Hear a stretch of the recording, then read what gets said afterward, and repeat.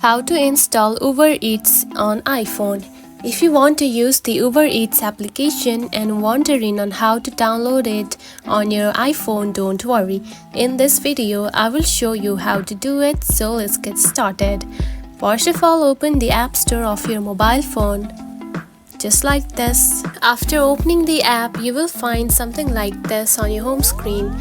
Now tap onto the search bar. Right here, tap on it and type Uber Eats just like this and search for it. And here you can find Uber Eats right here. Now tap on it. Now to download it, tap onto the Get button right here. Select it. Now wait for a few minutes. And now you can see the Uber Eats app has been downloaded. You can also find the app on your home screen just like this. And that's it. This is how you can install Uber Eats on iPhone. If you found this video helpful, don't forget to like and subscribe for more tips. Thanks for watching.